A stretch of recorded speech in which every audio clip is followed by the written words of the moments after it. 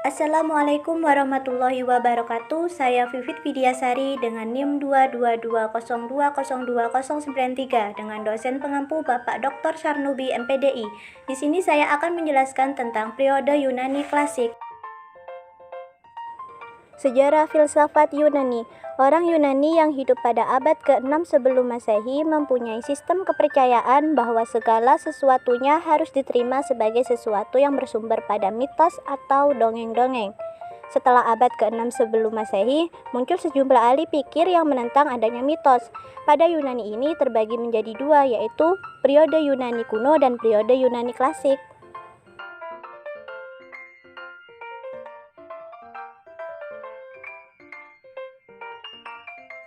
Filsafat Yunani kuno.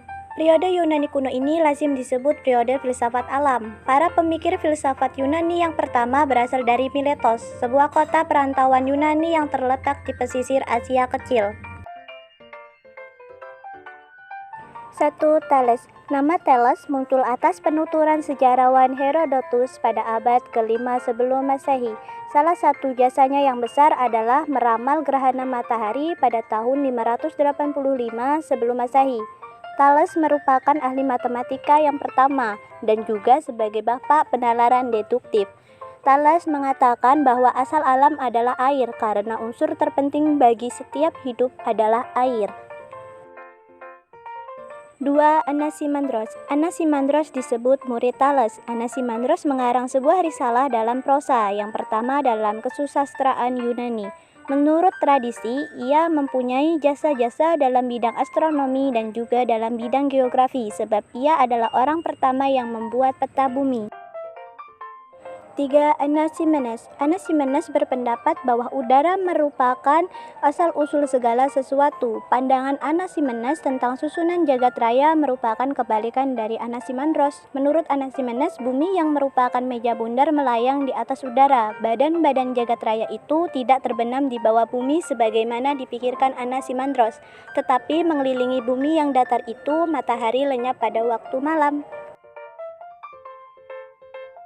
Filsafat Yunani klasik. Pada periode Yunani klasik ini, perkembangan filsafat menunjukkan kebesaran, yaitu ditandainya semakin besar minat orang terhadap filsafat. Aliran yang mengawali periode Yunani klasik ini adalah sofisme. Munculnya sofisme adalah mempunyai peran yang sangat penting dalam rangka menyiapkan kelahiran pemikiran filsafat Yunani klasik yang dipelopori oleh Socrates, Plato, dan Aristoteles.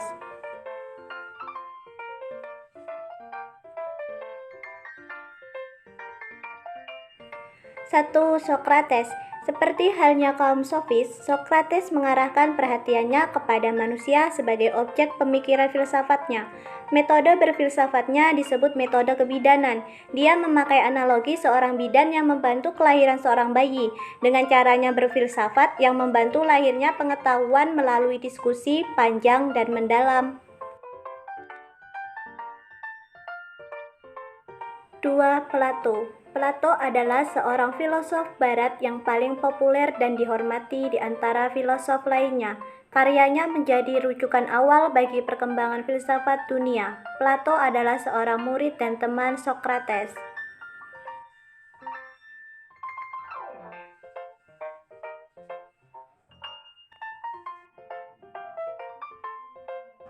3. Aristoteles. Pada usia 17 tahun, Aristoteles bergabung menjadi murid Plato. Dalam bidang ilmu alam, ia merupakan orang pertama yang mengumpulkan dan mengklasifikasi spesies-spesies biologi secara sistematis. Karyanya ini menggambarkan kecenderungan akan analisa krisis dan pencarian terhadap hukum-hukum alam dan keseimbangan alam. Filsafat Helenisme. Filsafat Helenisme ini mulai pada pemerintahan Alexander Agung atau Iskandar Zulkarnain, Raja Makedonia. Pada zaman ini terjadi pergeseran pemikiran filsafat dari filsafat teoritis menjadi filsafat praktis.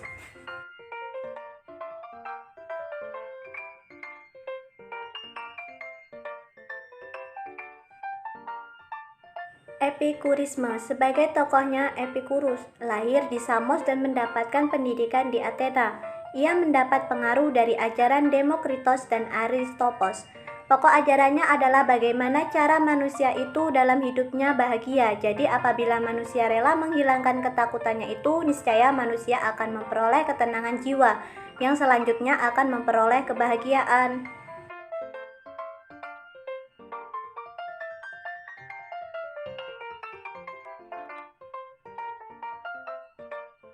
Stoaisme sebagai tokohnya adalah Zeno yang berasal dari Citium, Kypros. Ajarannya mempunyai persamaan dengan Epicurus. Pokok ajarannya adalah bagaimana manusia dalam hidupnya dapat bahagia. Untuk mencapai kebahagiaan tersebut, manusia harus harmonis dengan dunia dan harmonis dengan dirinya sendiri.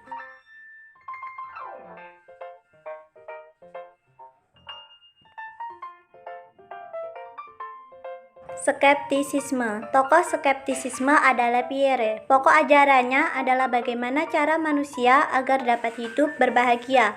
Hal ini ia menengarai bahwa sebagian besar manusia itu hidupnya tidak bahagia, sehingga manusia sulit untuk mencapai kebijaksanaan.